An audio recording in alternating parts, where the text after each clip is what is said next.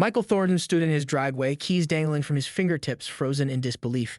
Where his meticulously maintained cedar fence had stood for the past 8 years, the one that had sheltered his garden and provided a safe enclosure for his golden retriever, Penny, there was nothing. Just bare dirt, a few scattered fence post holes, and the unmistakable tracks of heavy machinery that had trampled his prize-winning hydrangeas. "What the hell?" he whispered, his voice barely audible over the suburban morning sounds of distant lawnmowers and children waiting for school buses. It had been just yesterday when he left for his overnight business trip to Boston. The fence, custom-built, properly permitted, and within the exact specifications he negotiated with the Oak Ridge Estates Homeowners Association 5 years ago, had been standing proudly as it always had. Now was gone as if it had never existed at all. Michael's phone buzzed in his pocket. It was Ellen, his next-door neighbor, whose kitchen window faced his backyard. "Mike, I tried calling you all yesterday. Did you authorize the HOA to take down your fence? They came the contractors at 7 a.m. just after you left. I tried to stop them. I showed them the approval paperwork you gave me when they hassled you last year, but Regina from the board said they had new ordinances, and you've been given ample notice." Michael felt the heat rising in his neck. Regina Blackwell. Of course. The newly elected HOA president who had moved into the neighborhood 6 months ago and immediately began a crusade to elevate community standards. She'd sent out flyers about her vision for Oak Ridge Estates becoming the premier address in the county, complete with matching mailboxes, approved exterior paint colors, and he now realized with crystal clarity, fencing standardization. "I never received any notice," Michael said, his lawyer's mind already cataloging the violations at play. "Not a letter, email, or phone call." "That's what I told them." Ellen's voice rose in pitch, but Regina had some document she claimed was certified mail delivery confirmation. "When I asked to see the actual notice, she said it wasn't her responsibility to manage your correspondence." Michael thanked Ellen and ended the call, then slowly walked to where the corner of his fence had stood. He crouched down, running his fingers through the disturbed soil. His grandfather had taught him how to build that fence during the summer after law school. They had worked side by side for 2 weeks, measuring twice, cutting once, ensuring every post was perfectly level. It was the last project they completed together before his grandfather's stroke. Behind him, Penny whined at the patio door, confused by the suddenly exposed yard and the absence of her familiar boundaries. Michael had adopted her from the shelter 3 years ago, and her paperwork had specifically noted she needed a fenced yard due to her tendency to chase squirrels and cars. His phone buzzed again. This time it was an email from Regina Blackwell herself. Asterisk Mr. Thornton asterisk. Asterisk, as per the notification delivered to your residence on April 3rd, the Oak Ridge Estates HOA has completed Phase 1 of our Community Beautification Initiative. Your non-compliant fencing has been removed in preparation for the installation of our new standard design, invoice attached. The association-approved contractor will return on Monday to install the new vinyl fencing. Your portion of the cost comes to $4,280.53, due within 30 days asterisk. Asterisk, this is not negotiable, as you waive your right to dispute by failing to respond to the original notice within the specified time frame asterisk.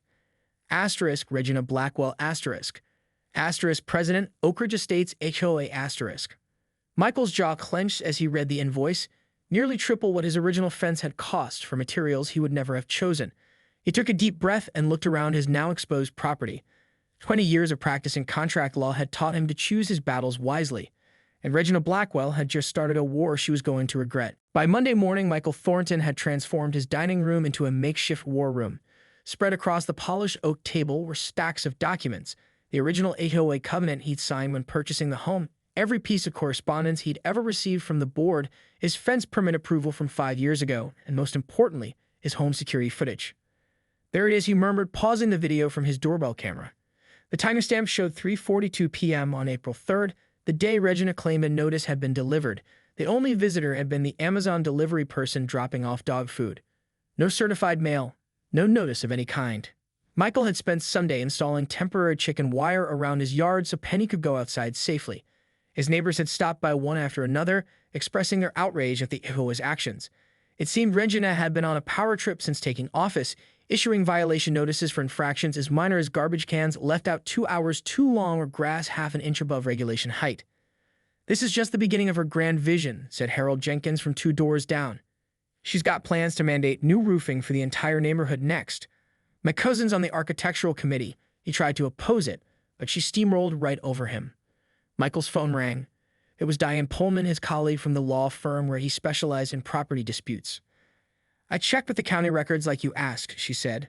The HOA filed their amended covenant about exterior structures in February, but there's a problem for them. State law requires a 75% homeowner approval vote for structural modification enforcement, and there's no record of such a vote being certified. Just as I suspected, Michael replied. Send me everything you found. I'm going to need it for the emergency injunction. At 7 o'clock a.m. sharp, the contractor's trucks rolled into Michael's street. From his front porch, coffee mug in hand, he watched as Regina stepped out of her gleaming white Mercedes SUV. She wore a crisp pantsuit and a satisfied smile that disappeared the moment she spotted Michael walking toward her with a folder in his hand. Good morning, Regina, he said pleasantly. I believe we need to talk before your crew does anything else to my property. There's nothing to discuss, Mr. Thornton, she replied, her voice clipped. As I explained in my email, the decision is final. Your non-compliance period has expired. Michael smiled. It was the same smile his legal opponents had learned to fear in a courtroom. Actually, I have a few items for you. First, this cease and desist letter. He handed her the top document from his folder. Second, notice of my emergency injunction hearing scheduled for 2 p.m. today, which names both you personally and the HOA as defendants. Regina's face flushed. You can't sue me personally for executing my duties as HOA president. I claim you've acted outside your authority and without board approval for this specific action. My security footage confirms I never received your claimed notice, and my conversations with 3 board members yesterday revealed they never voted on the removal of my specific fence, only on general guidelines for future installations. The contractor foreman approached cautiously. Ms. Blackwell, should we get started? Regina's eyes darted between Michael, the legal papers, and the waiting crew. Give us a minute, she snapped. Oh, and you might want this as well, Michael continued, handing her another document. It's a detailed estimate of damages. $6,200 for the destroyed fence, $1,800 for my award-winning hydrangeas, $2,400 for landscaping restoration, and $15,000 for emotional distress and the illegal entry, plus my legal fees, of course. Regina's confident demeanor cracked. This is ridiculous. The HOA has the right to what? Trespass? Destroyed private property without due process? Violate its own bylaws? Michael's voice remained calm, but there was steel beneath it. I've also taken the liberty of speaking with the Wilsons at number 517 and the Garzas at 522, both of whom had fences removed while they were on vacation. They've asked me to represent them as well, which makes this a class action. From the corner of his eye, Michael noticed neighbors emerging from their homes, coffee cups in hand, watching the confrontation unfold. Word had spread quickly through the community text chain. Regina's phone buzzed. Her face grew pale as she read the message. The board vice president has called an emergency meeting for noon today, she said stiffly. Perhaps we should postpone installation until afterward. The Oak Ridge Estates Community Center hadn't been this packed in years. Every folding chair was occupied, with dozens more residents standing along the walls. The emergency HOA board meeting, originally scheduled for the boardroom at noon, had been hastily relocated to accommodate the unexpected turnout. Michael sat in the front row, laptop open, his expression neutral despite the electricity in the air. 3 other board members sat at the table on stage, with an empty chair conspicuously positioned where Regina should have been seated. The clock showed 12:17 p.m. Should we proceed without the president? Asked Martin Heffley, the board treasurer, adjusting his glasses nervously. As if on cue, the side door swung open and Regina entered, followed by a silver-haired man carrying a leather briefcase. Michael recognized him immediately. Gerald Woodhouse, senior partner at the most expensive corporate law firm in the county. Regina had come armed for battle. I apologize for the delay, Regina announced without a hint of actual remorse in her voice. I was consulting with the association's legal counsel. A murmur rippled through the crowd. Gerald Woodhouse's hourly rate was legendary, and every homeowner in the room knew who would ultimately foot the bill for his services. Sarah Lindstrom, the vice president who had called the emergency meeting, cleared her throat. We're here to address concerns regarding recent actions taken by the HOA, specifically the removal of fences without proper homeowner consultation or board approval. Before we begin, Woodhouse interjected, I'd like to clarify that all actions taken were within the authority granted to the board by the covenant. Section 12, paragraph 4 clearly states, with respect, Michael interrupted, rising to his feet. I'd like to address the specific procedural violations that occurred, not debate the theoretical powers of the board. For the next 15 minutes, Michael methodically laid out the case against Regina's unilateral actions. He projected documentation on the wall screen showing that while the board had approved new fencing standards for future installations, they had never voted on mandatory replacement of existing, previously approved structures. He presented statements from 5 board members confirming they never authorized the removal of specific homeowners' fences. Furthermore, Michael continued, state law requires individualized notices with specific compliance timeframes before any action can be taken. To date, I have collected statements from 17 homeowners who received no such notices before finding their property altered or destroyed. The room had grown so quiet you could hear the hum of the air conditioning. Even Woodhouse was furiously taking notes, his earlier confidence visibly diminished. Mr. Thornton, Regina said, her voice brittle, while I appreciate your thoroughness, these are internal matters that should be handled through proper channels, not through litigation that will cost everyone in this room money. I couldn't agree more, Michael replied evenly, which is why I prepared a resolution for the board to consider today that would resolve these issues without further legal action. He distributed copies to each board member and projected the document on screen for all to see. Resolution 2025-16. Restoration and procedural reform ***. 1. Immediate restoration of all removed fencing at HOA expense, using original materials and craftsmanship where possible or equivalent quality replacements approved by the affected homeowners ***. 2. Reimbursement for all landscaping damage during unauthorized removals ***. 3. Implementation of a transparent 3-notice system before any enforcement action can be taken, with proof of delivery required ***. 4. Requirement that all major aesthetic changes affecting existing structures receive 75% homeowner approval via certified ballot ***. 5. Creation of a homeowner appeal process for architectural decisions ***. 6. Monthly publication of all HOA expenditures, including legal fees ***. Harold Jenkins stood up from his seat in the third row. I'd like to add that we should require board members who authorize actions without proper approval to be personally liable for resulting damages. His suggestion was met with enthusiastic applause. Regina's face drained of color. That's completely unreasonable. No one would volunteer to serve under those conditions. By a vote of 6-1, Resolution 2025-16 passes with amendments. Sarah Lindstrom's announcement was met with thunderous applause. Regina, the sole dissenting vote, sat rigid in her chair, her face a study in barely contained fury. This is not over, she hissed to Gerald Woodhouse as the meeting adjourned. Prepare an appeal. We'll take this to the full membership vote if necessary. The lawyer leaned in close. Regina, I strongly advise against that course of action. Given what's emerged today, minimizing your exposure would be the wisest. I don't pay you for wisdom, she snapped, gathering her papers. I pay you for results.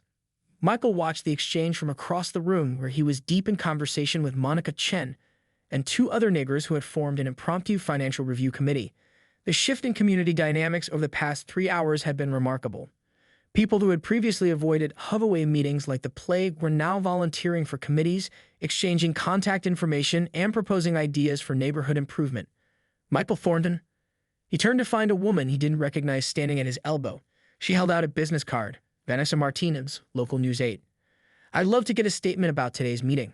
We've received numerous calls from residents about the HOA situation here. Before Michael could respond, Sarah Lindstrom appeared at his side. Mr. Thornton is working with the board as a concerned homeowner, not as our spokesperson, she said smoothly. I'd be happy to provide an official statement as acting board president. Acting president? Vanessa's eyebrows rose. What happened to Regina Blackwell? Ms. Blackwell submitted her resignation effective immediately. Citing personal reasons, Sarah replied, her tone neutral despite the bombshell she just dropped. The board has appointed me interim president until our scheduled elections in September. Michael managed to keep his expression neutral, but inside he was processing this unexpected development. Regina had chosen resignation over accountability. Not surprising, but certainly abrupt. I'd still love to hear the homeowner perspective, Vanessa persisted, turning back to Michael. Especially since I understand you were ground zero for this controversy. Michael considered carefully before responding. Oak Ridge Estates is taking positive steps toward more transparent and collaborative community governance. Today's meeting demonstrated that homeowners and board members alike value fairness and proper procedure. I'm looking forward to helping rebuild not just my fence, but trust in our HOA. Vanessa seemed impressed by his diplomatic answer. And what about the allegations of contract steering and financial irregularities? Our station received an anonymous tip about potential misappropriation of HOA funds. Sarah and Michael exchanged glances. Neither had expected news of those concerns to spread so quickly. The board takes such allegations seriously, Sarah said. We've established a financial review committee to ensure complete transparency in all HOA expenditures. will have no further comment until their work is complete. After the reporter departed, Sarah turned to Michael. That was unexpected. I only received Regina's resignation email 20 minutes ago. She lowered her voice. She copied the entire board but added a separate note just for me saying she knows where all the bodies are buried and threatening to expose past board indiscretions if we pursue any claims against her personally. Empty threats, Michael reassured her. Classic intimidation tactic. I hope so. The last thing we need is more drama. Sarah looked exhausted but determined. By the way, the restoration crew will be at your place tomorrow morning. I've approved emergency funds to expedite the repairs. Thank you. Michael was genuinely moved by how quickly things were progressing. What about the Wilsons and the Garzas? They're scheduled for Thursday and Friday, respectively, and I've frozen all payments to Prestige Fencing pending our financial review. As they parted ways, Michael felt a strange mix of satisfaction and weariness.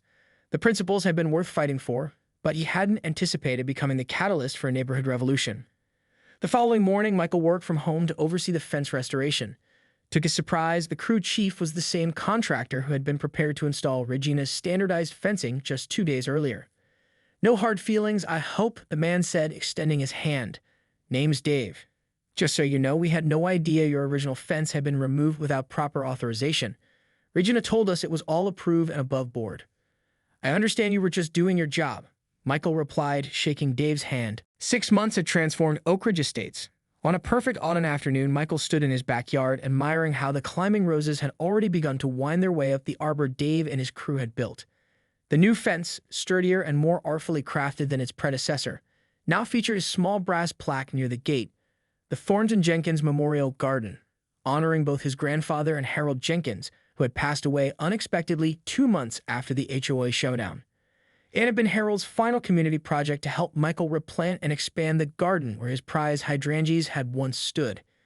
In their place now bloomed a vibrant mix of native plants that attracted butterflies and hummingbirds, becoming a small but cherished neighborhood attraction.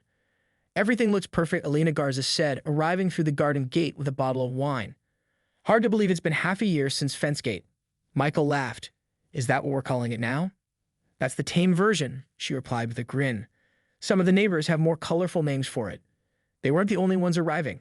All across the yard, neighbors were filtering in for what had become a monthly tradition, the Oak Ridge Community Social. What had started as informal gatherings to discuss HOA reforms had evolved into a genuine neighborhood event that rotated between different homes. Sarah Lindstrom arrived with her famous apple pie. Michael, have you seen the property value report? We're up 12% from last year. The Realtor Association specifically mentioned our well-managed, transparent HOA as a selling point. Regina must be kicking herself, Elena said. She listed her house for way too much, had to drop the price 3 times, and still only closed last week. Michael shrugged. I heard she's already running for board president in her new neighborhood. God help them, Sarah muttered. Monica Chen approached with a folder tucked under her arm. Before we get too festive, I wanted to share the final audit results. The Financial Review Committee had worked diligently for months, tracing every dollar that had flowed through the HOA accounts during Regina's tenure. Any surprises? Michael asked. Nothing new, just confirmation of what we suspected. Total misappropriated funds came to $87,432 over 18 months. Regina's brother-in-law's company has agreed to return the full amount plus interest to avoid the state contractor board investigation. Will that be enough to fund the playground renovation? Sarah asked. Monica smiled. With room to spare, we can also upgrade the community center air conditioning system that's been failing for 3 years. As more neighbors arrived, Michael found himself reflecting on how much had changed. Before Fencegate, he had known only a handful of his neighbors by name. Now he could identify nearly everyone in the development, knew their children, their pets, their preferences for potluck contributions. Dave the contractor arrived with his sister's family. His company had become the neighborhood's preferred service provider, not through monopolistic contracts, but through consistently excellent work and fair pricing. The arbor he built for Michael had become his signature piece, with several variations now adorning other yards throughout Oak Ridge. Mr. Thornton, a young woman Michael didn't recognize, approached, holding a notebook. I'm Zoe Winters from the County Housing Authority. We're researching successful HOA governance models, and your neighborhood keeps coming up as an example of positive reform. Would you have time to discuss your experience? That would be Sarah you want to talk to, Michael said, pointing toward the current HOA president. She's the one who implemented all the changes. Actually, Zoe said, checking her notes, everyone I've interviewed credits you as the catalyst. They call it the Thornton effect, one homeowner standing up and creating a ripple of accountability that transformed the entire community. Michael felt a flush of embarrassment. I just wanted my fence back. Sometimes that's all it takes, she replied. One person refusing to accept injustice, even in something seemingly small. As the evening progressed, children played on the lawn while adults gathered in conversation clusters that continuously reformed and shifted. Michael noticed how the invisible barriers between neighbors, the ones that had previously limited interactions to perfunctory waves and brief mailbox exchanges, had dissolved along with Regina's standardized fencing plan. Penny, now the companion beagle named Cooper that Michael had adopted from the shelter, romped happily around the yard, accepting treats from neighbors who all knew her by name.